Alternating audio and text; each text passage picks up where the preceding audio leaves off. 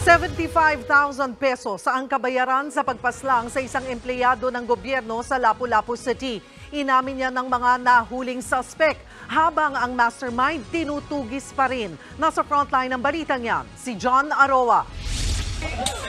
Pilit pang sinasalba ng mga rescuer ang lalaking ito habang nakahandusay sa kalsada sa barangay Poblasyon sa Lapu-Lapu City noong gabi ng January 2. Pinagbabaril siya ng riding in tandem habang naka-duty sa palengke pero agad siyang binawian ng buhay matapos tamaan ng bala sa ulo at katawan. Kinilala ang biktima na si Chris Siniza, Executive Assistant for Market Operations ng Lapu-Lapu City Government. Sa kuha ng CCTV, nasapol ang pagsibat ng mga salarin matapos ang krimen. Ito na ang naging susi para matukoy at maaresto ang mga sangkot. Noong January 9, kalabuso ang gunman at nagmamaneho ng motorsiklo. Naaresto rin ang 49 anyos na middleman umano sa krimen matapos siyang ikanta ng dalawang suspect. Di na muna pinangalanan ang tatlo habang gumugulong ang investigasyon. Tatlo pa ang tinutugis ng mga pulis, kabilang ang mastermind na tinawag nilang ma'am. Itong mastermind natin is ay may isang unit siyang hinahawakan dyan sa public market. May mga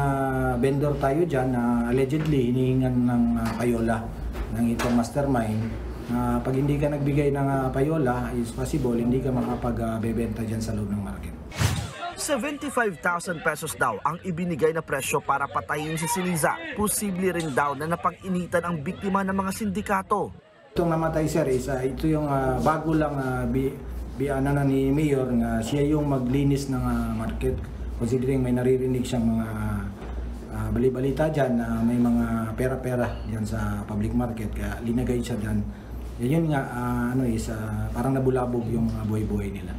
Depensa ng mga nahuling suspect na pag-utusan lang sila ng kanilang ma'am. Humihingi ako ng dispensa. Isa rin akong biktima sa pangyayaring ito. Kumanta ako para ipakita na malinis ang aking konsensya. Inutusan lang nila ako na maghanap. Sumunod lang din ako dahil sa utang na loob. Dahil sila kasi ang dahilan kung bakit ako nagkaroon ng trabaho dyan. Inihahanda na ang pagsasampa ng kasong murder laban sa mga suspect.